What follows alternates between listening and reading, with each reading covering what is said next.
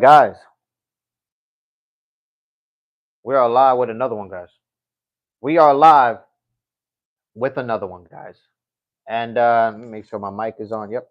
Topic of discussion today, guys. There's some people talking. John Anik was one of them who mentioned this. Sean O'Malley's coach is actually one of the people as well to mention this. But topic of discussion today, guys, is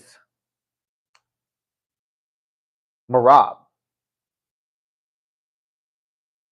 Is Merab the greatest bantamweight of all time? That is the question that I want to ask myself, and I want to ask everybody on the chat, everybody who comes across this live. Is Merab the greatest bantamweight to ever grace the UFC octagon, guys? John Anik says he is. John Anik says Merab is the greatest bantamweight to ever grace the UFC octagon. Sean O'Malley's coach even agrees.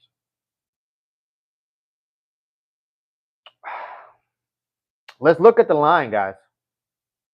If we're going to make a statement like that, if we're going to say that Merab, is ahead of a lot of, bantamweights, we're talking about Dominic Cruz. We're talking about, T.J. Dillashaw.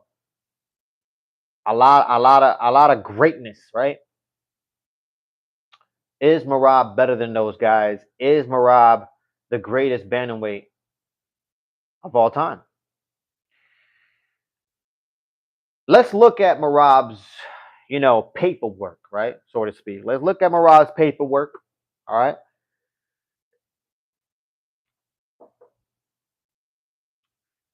Merab hasn't lost since 2018, guys. That's 18, 19, 20, 21, 22, 23, 24, 25. Merab hasn't lost in 7 years, guys. Think about that. Merab hasn't tasted defeat in 7 years. That's crazy. That's insanity. That's fucking damn near close to perfection. Merab's last loss was in 2018. Oh my gosh. That's a long time ago. A long time ago. And I mean, that's crazy to think of. to not lose in 7 years, guys. I mean, even Michael Jordan lost. You know what I mean? He'll lose today, he'll win tomorrow. You know what I mean? Like, Merab hasn't lost in 7 years. So take that into account, guys. All right? Guys, like and subscribe if you are new to the channel. Like and subscribe if you are new to the channel. It takes minimal effort to give me the thumbs up, so you might as well do it, guys, okay? But, all right, Merab hasn't lost in 7 years. And he's on a 12-fight winning streak. Like, Merab is on a 12-fight winning streak, and it's not like if you look at Merab's winning streak, it's insanity. It's insanity. It's the who's who, right? I even went back because I was looking back at who else had crazy winning streaks like this, and there was a lot of fighters out there that had winning streaks like this, like Jose Aldo. But one of them that came out into my mind is because he's one of my favorite fighters is Tony Ferguson, guys. Tony Ferguson was on a 12-fight winning streak, and when you look at his resume, look at his resume. It doesn't even come close to Merab's resume, and I'm just being honest, man. I'm just being real. And look, guys, I love me some Tony Ferguson. All right, I love me some Tony Ferguson. He's awesome. Like I said, one of my favorite fighters. But when you look at his 12-fight winning streak, it doesn't even compare to Merab's 12-fight winning streak. It's you can't compare them. All right, it's It's freaking crazy. So Merab hasn't lost in 7 years since 2018. He's on a 12 fight winning streak. Okay, he's on a 12 fight winning streak. And let's look at the names. Let's look at some of the names that Merab, has built his legacy off of. Let's look at these notable names here that Merab has beaten to get to where he's at today. I mean, look, a noticeable name right now that I'm looking at is John Dodson. Okay, everybody knows John Dodson from the flyweight division. He made some noise in the flyweight division and went to the bantamweight division as well and made some noise there as well. Okay, let's not forget he did knock out T.J. Dillashaw, the reigning champion of the bantamweight division at one time. But that was very early on, in their career in the Ultimate Fighter. Another noticeable name, guys. Another noticeable name, Peter Yan.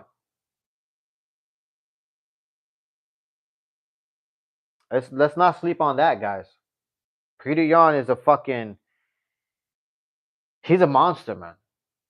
And Merab was able to go in there and neutralize Peter Yan and dominate. Pure domination. Okay? And that's not no old Peter Yan. That's Peter Yan right now. He just pure dominated him. Okay? Moving on, another noticeable name here. I mean, guys, there's no other noticeable name than Jose Aldo. I mean, he's made history multiple times. Okay, he's carried a division. All right, defended his championship belt multiple times as well. I mean, Jose Aldo is a legend, and Merab was able to go in there and dominate him as well, guys. He went for like 18 takedowns and didn't get one of them. Jose Aldo stood on his feet the whole time. Jose Aldo was not going to be taken down by Merab, and he never was. But Merab went in there and dominated and pushed Jose Aldo against that fence and took the fight. I mean, just right there, it's crazy right there. Peter Yan, Jose Aldo. I mean, if you stop right there, I'm like, damn, that's a pretty good resume. But the resume gets better, guys. The resume gets better. Marlon Moraes.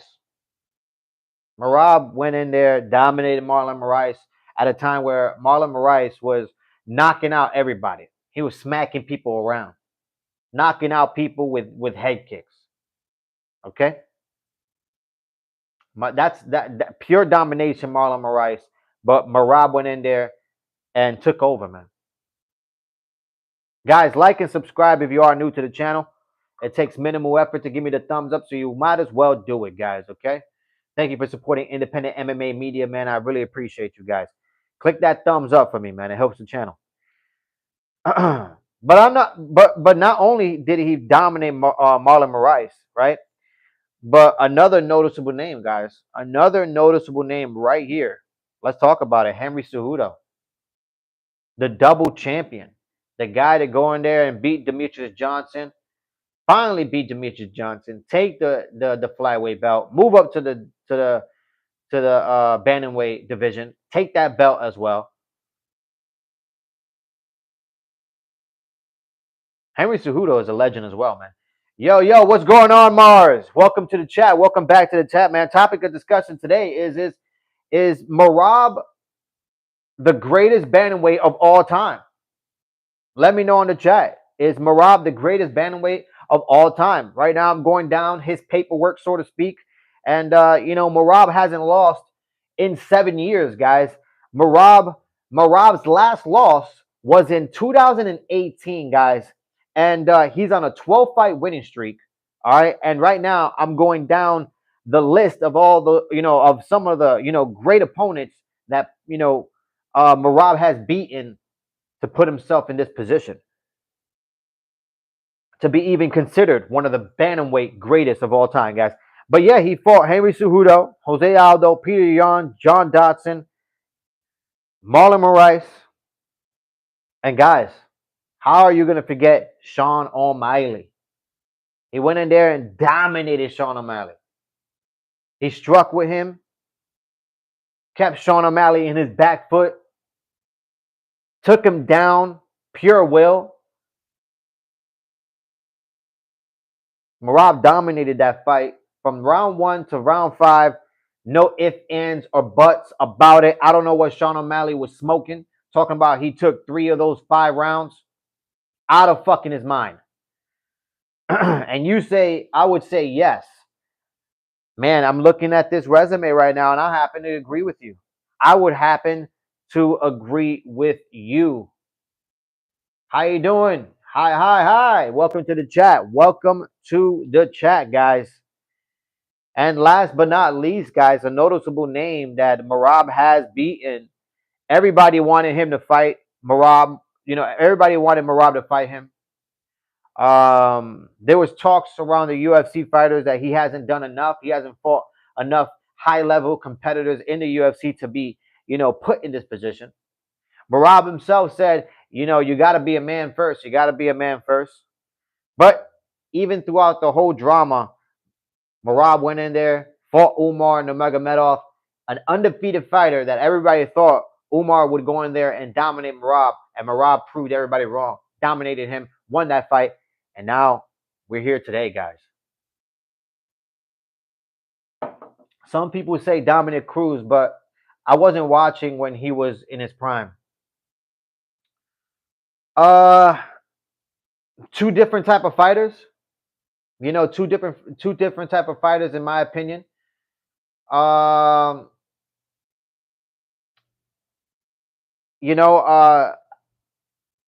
it comes to Dominick Cruz, he was great. In his own aspects, his movement was great. His footwork was great. His ability to, go in and out of the void and land punches, phenomenal. Great all-around mixed martial arts fighter. He had great wrestling as well. Great ability to get back to his feet. But Merab's resume is insane. I'll have to pick Merab's, resume just because, guys, John Dodson, Peter Yan, Jose Aldo, Henry Cejudo, Sean O'Malley, Marlon Moraes, and Umar Nurmagomedov. That's a crazy-ass resume. Crazy-ass resume. 12-fight winning streak. Hasn't lost in 7 years. Since 2018. I think Merab is definitely better than Dominick Cruz, but Dominick Cruz was great at his time. It's just Dominick Cruz suffered from a lot of injuries, unfortunately, so we didn't really get to see him, consistently, defending that belt. And, we get to see that in Merab. Merab is always healthy. Even if he has a broken toe, he's willing to step into the octagon. So I still think Merab. Cheers to that. But yeah, guys, like and subscribe if you are new to the channel. It takes minimal effort to give me the thumbs up, so you might as well do it, guys. The goal for this year, for 2025, was to reach 500 subscribers.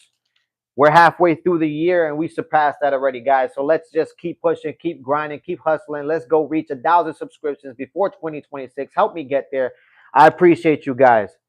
It's weird to think O'Malley never beat someone ranked before getting Peter Yan. It's not weird at all. It's not weird at all, Mars. When you think about it, Sean O'Malley, he's been, just basically propelled to the forefront by the UFC. The UFC has been doing a good job of, protecting Sean O'Malley and giving him the right matchups. And that's why we find ourselves in this situation where Sean O'Malley, he takes a year off after getting dominated by Merab, and he could just bolt right into a freaking championship fight, guys. That's why we're here. All right. So weirder things have happened, guys. But as it stands, guys, for my UFC fight predictions for 2025, I am 107 and 80 right now. That is 107 wins and 80 losses, guys. Let's keep getting these dubs. You already know what it is. Last night's card was trash. It was straight trash, and it was straight trash. Heard some bad news about Maycee Barber. I looked further into it because I wanted to know what was what specifically was causing the issue. Was it a weight issue? What was it? And apparently, not only what's up, man? How you doing? Welcome to the chat, man. Welcome to the chat. Apparently, Macy Barber, she couldn't make weight, but not only couldn't she not make weight, prior to this fight, about a few months ago, I want to say like maybe 4 or 5 months ago, maybe, Macy Barber got breast implants. So those breast implants are definitely going to play a part in the process of losing weight. They're definitely going to give you some pounds, so to speak. And maybe that was the cause of the issue. I have no idea, but she definitely got some breast implants. She has some weight issues. Didn't make the weight. They were going to fight at a catch weight. However, the night of the fight, Macy Barber started suffering some seizures. She started having like some sick episodes. She was rushed to the hospital. Wish her the best of luck. But if she's having these type of issues, she's gonna have to move up to another division. I can't imagine she wants to put her body through what she put it through in this past UFC card.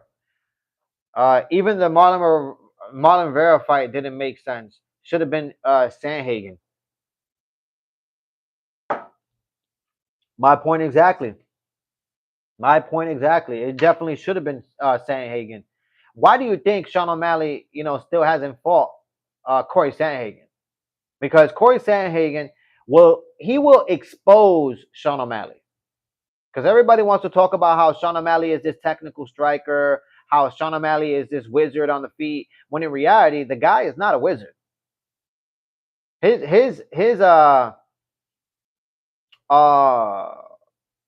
game is pretty simple, man. It really is.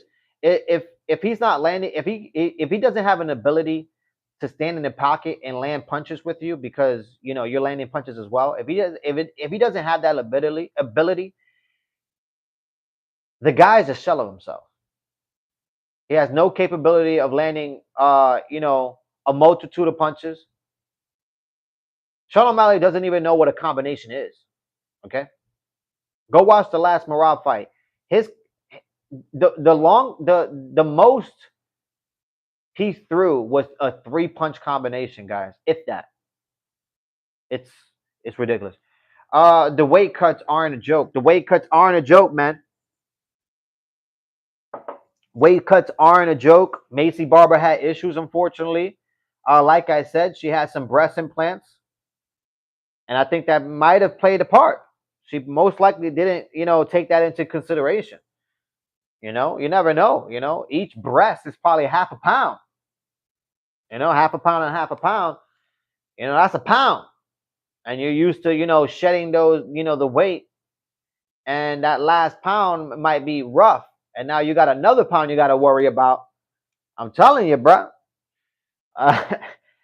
I feel for Macy Barber though, man. If she's having those, seizures like that, she really needs to take care of herself and reconsider what she's doing to herself and her body. Sandhagen versus Sean O'Malley will really show who the best striker is in bantamweight. Guys, Sean O'Malley isn't a good striker.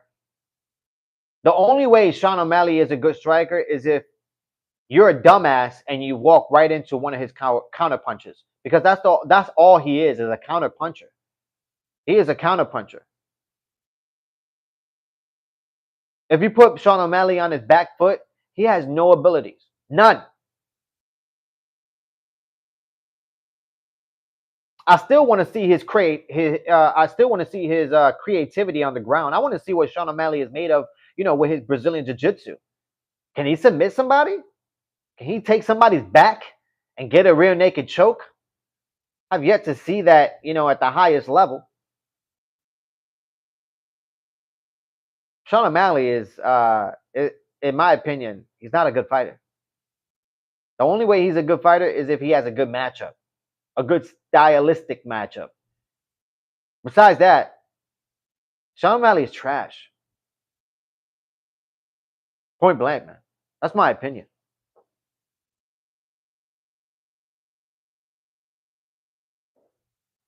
Guys, like and subscribe if you are new to the channel. It takes minimal effort to give me the thumbs up, so you might as well do it. Let's keep building this community, man. Let's make this the #1 channel for the fans, guys. All right, let's make this the #1 channel for the fans. Okay, this is where we talk truth. All right, we don't condone that BS. Those wolf tickets Dana White and the UFC is trying to sell us. Come on now, guys. I wouldn't say trash, but not as good as he's hyped up to be. He still beat Aljo and had a close fight with Yan. I'll give you two perspectives about that answer, Mars. I agree with you with the aspect of I wouldn't say he's trash. Okay, maybe he's not trash. Okay, because he is fighting in the UFC. He's fighting at the highest level, right? So maybe he's not so much trash. Okay, maybe I agree with you with that one. Okay.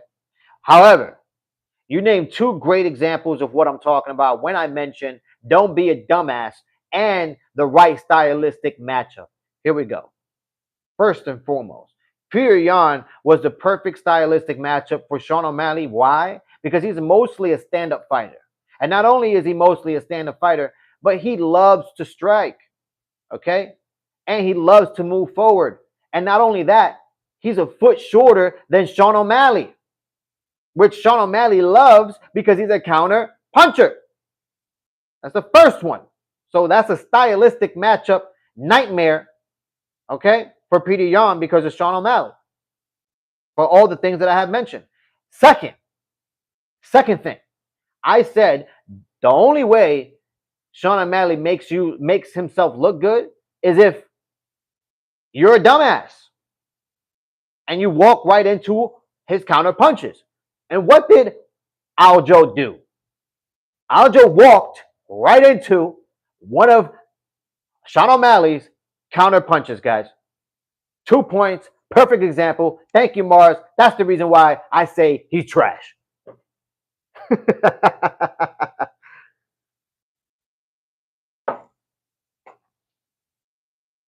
Come on now. Come on now.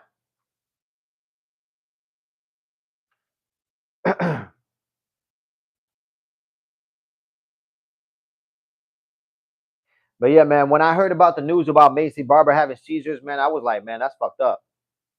That's fucked up, man. How the fuck is that happening? How the UFC is gonna let that happen? True. If they weren't protecting him, he wouldn't got Umar. My point exactly. Why didn't Sean? I mean, Umar Nurmagomedov, in my opinion, is the #1 contender. I understand he lost against. I understand he lost against Merab, but he lost against him in a 5-round fight. You know, he's never been, in a championship fight in the UFC. And he's arguably, he went up against arguably the best bantamweight of all time in Merab. So in my opinion, Umar Nurmagomedov is the #1 contender. So I think to take that spot, you have to beat him. So the UFC definitely should have given Umar to Sean O'Malley. Excuse me. And if you're not going to book Sean O'Malley or Umar, then damn, you might as well put Corey Sandhagen because in my belief, he's right behind Umar. And those are two fights that the UFC is trying to stay away from. They don't want Umar Nurmagomedov to expose Sean O'Malley, and they don't want Corey Sandhagen to expose Sean O'Malley either. The UFC and Dana White are hoping for a prayer right now that Sean O'Malley can land a crazy ass fucking punch or a knockout to put Merab to sleep, because Merab will never ever get the opportunity to get his belt. Never. Mark my words. If Merab loses, he's never going to get the opportunity again. He's going to be like Jose Aldo, basically. One of the legends that never got to get his belt back and get his rematch back and get his revenge back on Conor McGregor. So I'm hoping Merab goes in there fully focused, knowing that he needs to win this fight. He needs to eliminate Sean O'Malley. Eliminate him quickly.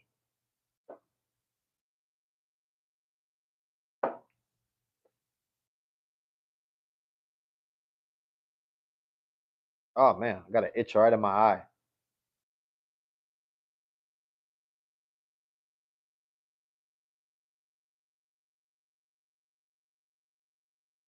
I hope Nerd Hagen gets the strap. That's tough, man. That's tough because Corey Sandhagen, if he beats Marab, that's a big if. I just don't see how he beats him. I don't know. I don't know how Corey Sandhagen can beat Marab.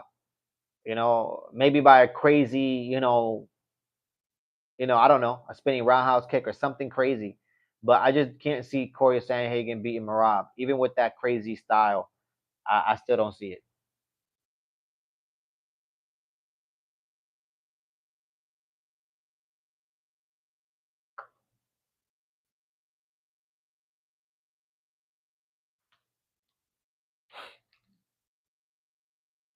But yeah, guys, like and subscribe if you are new to the channel. It takes minimal effort to give me the thumbs up, so you might as well do it, guys. The reason why I'm here this Sunday, guys. I don't know if you guys remember, but we have a channel member here. All right, we had a channel member here on Friday, I believe. When I went live on Friday, he did mention that he had a fight on Saturday. He had a fight this weekend, and he said, if I make a live this Sunday, he'll come on my chat, and I'm hoping he comes on my chat and gives me some good news, and he won his fight. That's what I'm hoping. He hasn't come on my chat yet. I've been on for 26 minutes. I'm hoping he comes on here. I'll stay on here for a little bit longer. I'm trying to congratulate the guy, but if he lost, uh, I'll be devastated myself. I don't need none of that in my chat right now. All right. The Knicks lost last night against the Pacers. That's enough losses I need in my life. I hope. What is it? It's tough, but I'm rooting for him. Oh yeah, Alex. What are you talking about? Oh yeah, Alex. And man, I'm rooting for him too. I'm rooting for Corey Sandhagen as well. I'm rooting for him. Hopefully he could pull it off. He's gotten some great wins, man. He really has.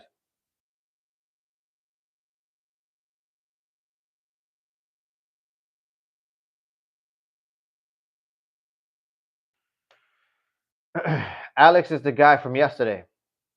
Yes, yes, yes, Alex. That is his name. Let me write that down.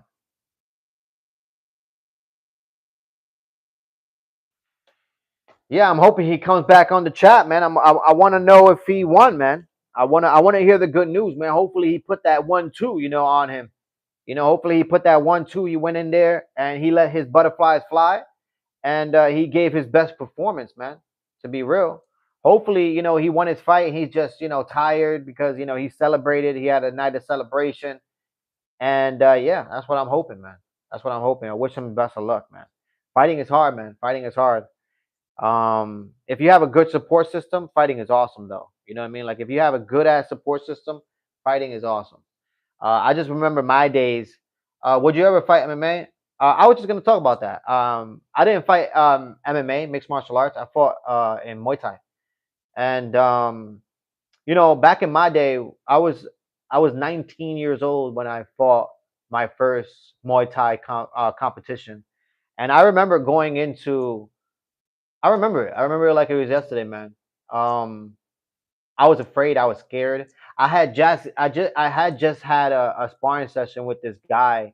He was much bigger than I was. He was like a 175er, and at the time, I probably weighed like 115 pounds. I was small. I was a small stature, you know, 19-year-old. I was tiny. I was 115 pounds, but I was cut. I was like Bruce Lee. And I remember sparring with this welterweight, and he fucking demolished me. Like he killed me. And it was probably like maybe I want to say it was probably like 3 or 4 days before my actual first fight, in Muay Thai, like competitive fight. And I remember going into that Muay Thai fight and thinking, I'm gonna get, I'm gonna get my ass beat, bro. Because I just thought about that ass whipping that I got, just from sparring, and I was just like, man, if I can't win a sparring match, I'm gonna get my ass beat. What am I doing here? And I remember because from where I lived at, it was it was like maybe I want to say like a half hour to a 45-minute walk to my gym where I was training at the time. And that's where they were holding the competition. You know what I mean? And I remember going, on that 45-minute walk, and not one time, I'm not even lying to you, not one time did I think this is a good idea. like, like I'm being dead ass. Like not one time. Like the whole time walking to this event, I have my backpack on. I'm walking. It's cold outside. You know what I mean? There's snow on the ground. And I'm just thinking to myself, bro, this is not a good idea, bro. Like, I'm going to get my ass beat badly. And luckily, I made it to the gym. I most likely had like a certain look on my face. And I remember my Muay Thai coach comes up to me. He was a small man. He was probably like 5 foot, probably like 5'1" the most. But he'll kill someone with his bare hands. The guy was just crazy like that. And he comes up to me. He's like, "You ready?" And I remember like putting down my bag, and I looked at him, and as soon as I looked at him and we locked eyes, I don't know, it's sort of like he transferred his power into me, and I was like, I'm ready. And I am, and I went to the competition, and I ended up winning. I ended up winning that competition. I ended up going 2-0 in my Muay Thai career. In my amateur Muay Thai career, I went 2-0. I competed twice, and that was the only amateur level fighting that I've ever done was Muay Thai. How long did you train before your first fight? Um, I want to say I trained like a good 2 to 3 months before that, but I was already like athletic. I was already doing Brazilian jiu-jitsu. Um, I just never trained Muay Thai, and then when I got to train Muay Thai, I really fell in love with it. And my coach at the time, Muay Thai coach, he said that I was very good and I had power for my weight. I was 115 pounds, but he said I have a lot of power. So yeah, why am I doing this? I'm telling you, bro, I'm not lying. I'm not lying. Like it, that's why I kind of understand. You know what I mean? A lot of these fighters, I totally understand because a lot of them talk about when you see a lot of these fighters and they're like, "Oh, it's exciting. It's the most exciting thing you could ever do." And in reality, before the fight happens, it's not exciting. Like in my opinion, it's not exciting because like you have to work out, you have to prepare yourself, and while you're working out and preparing yourself throughout the weeks and days, in the back of your mind, you know for a fact that there's another person out there that he's training either just as hard as you or harder, and he's training to punch your face in. And that's the reality of fighting. That's the reality of competition.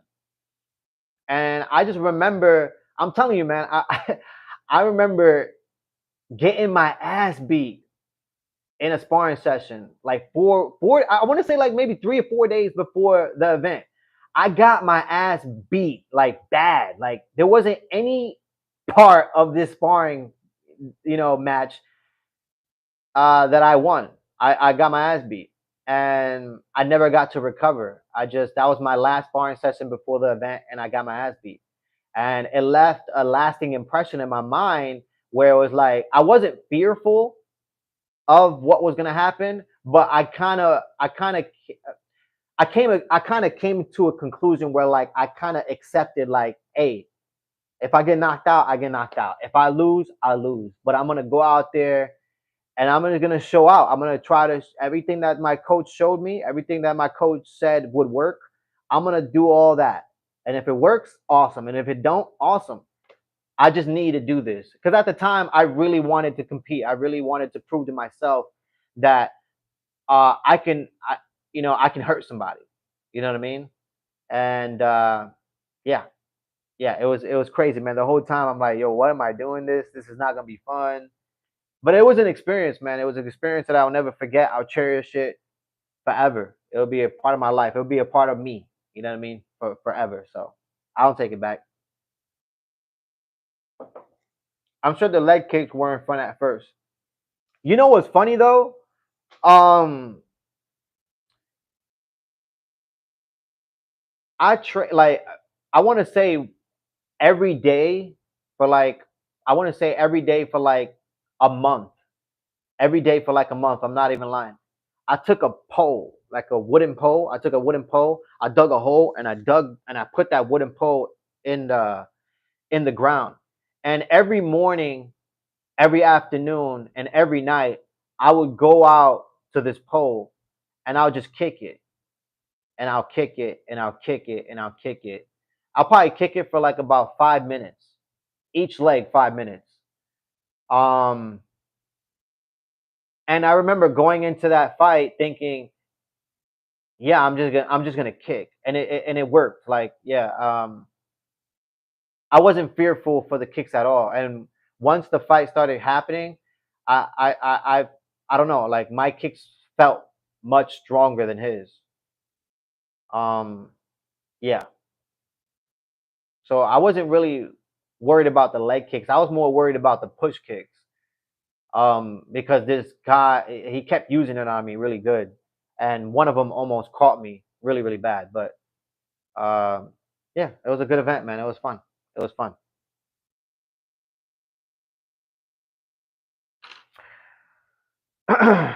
But yeah, guys, we are past the 30-minute mark, and you know what happens at the 30-minute mark, guys. We could talk about whatever it is you want to talk about. It doesn't have to be mixed martial arts related. Rapid fire, guys. Like and subscribe if you are new to the channel. Thank you for supporting independent MMA media. I really appreciate you guys, man. But yeah, man. I wonder where is Alex. I'm sure the leg kicks weren't fun at first. Why am I doing this? I'm telling you. Those are the things that I was asking myself, man. It's crazy. My legs got messed up when I tried kickboxing. Uh, really? You just gotta. What you got to do? You have to do some shin work. You know what I mean? You have to do some shin work. Uh, you gotta be able to kick a pole, a wooden pole repeatedly. You know what I mean? And build some calluses on your shins. Barbara missed weight and the fight canceled because she got new tits. Yeah, man, I know. I had mentioned that. I had mentioned that, man. Yeah. Unfortunately, that's what happened. Unfortunately, that's what happened. The coach kicked me so hard I was walking funny for 2 weeks. It was a high thigh. It was a thigh kick. Oh, those are bad, especially if you came down on it on an angle on your legs. Those can be very bad. They can leave your ass a contusion, a deep bruise. Yeah, you just gotta learn. Yeah, man, that's not cool at all. You know what's funny? I went to a later on in my life. I went to another gym like way later. I was already experienced in striking, especially with my legs. And I went to a gym, and the coach he tried to do that. One of these young coaches they try to kick me in my leg to try to show me, you know, uh, supposedly how would it feel? Because I guess he didn't know much about my history. So he went and he tried to kick me, and I blocked the kick, and the look on his face was like, "Oh, that fucking hurt." Like, oh man, some people out there are fucking they're hilarious, bro. They're funny, man. They think just because they're coaches at this gym that they know everything. They're Mr. Know It All. It's insanity. Sorry guys, I had to turn off my candle here. Starting to smell like Starbucks in here. I'm gonna have to turn that off. Hold on a second, guys. Hold on.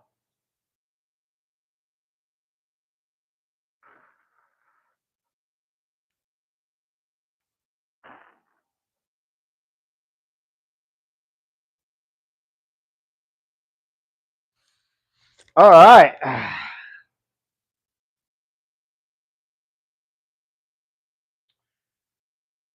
But yeah, guys. You know what's funny too? I'm gonna say this right before I get off. Um, that same day, that same night, because the fight was at night. That same night when I fought my very first Muay Thai uh competition, that guy who was a welterweight who beat my ass, right? That guy who beat my ass 4 days before this event, he was flying high, bro. He was flying high. I'm telling you, he was flying. This guy, after whipping my ass, he was flying high. He was like, I'm telling you, this guy, he on his mind, he was the best in the world after beating my ass like that. And you could consider that, especially the way it looked. He made me look terrible, right? But the guy outsized me, man. I'm 115 pounds and he's like 175. But whatever. After that, right? After kicking my ass, that very same night after I fought, I got a chance to watch him fight, right? So he did he fight before me or after? No, I fought first. Yeah, I fought first, and then right after my fight, he's fighting, right? And I'm laughing now because I remember exactly what I was thinking. I'm not lying. I remember exactly what I was thinking. And I'm not lying to you. His fight lasted about, I want to say, 40 seconds because that guy got knocked the fuck out. He got dropped. He got dropped like in 30 to 40 seconds. And the first thing that came to mind was, yes. I was like, yes.